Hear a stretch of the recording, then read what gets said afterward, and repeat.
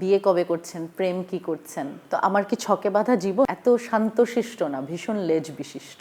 আমি যতটুকু জানাতে চাই আপনি ততটুকুই জানেন। আর বাসা থেকে দেখলেই কি আমি তার সাথে বিয়ে করবো? চাকচিক্যের আড়ালেও আমার একটা তো আমি আছি। তো আমার কি ছকে বাঁধা জীবন যে আমার বাসা থেকে ছেলে দেখবে আর বাসা থেকে দেখলেই কি আমি তার সাথে বিয়ে করবো? আপনার মনে হয় আমাকে দেখে তাই মনে হয়? এত শান্তশিষ্ট না, ভীষণ লেজ বিশিষ্ট। বিয়ে কবে করছেন, প্রেম কি করছেন, এগুলো ছেলেদেরকেও করেন।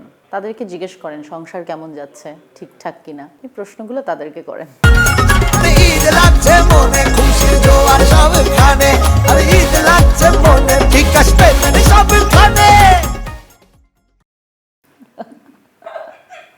সো তাদেরকে তাদের পরিবার নিয়ে জিজ্ঞেস করেন না কেন? আমার বিয়ে যখন হবে তখন তো জানতেই পারবেন। আমি তো লুকাই কিছু করব না, সেটা জানতে পারবেন। অবশ্যই বিয়ে করার অবশ্যই ইচ্ছা আছে, বিয়ে করব।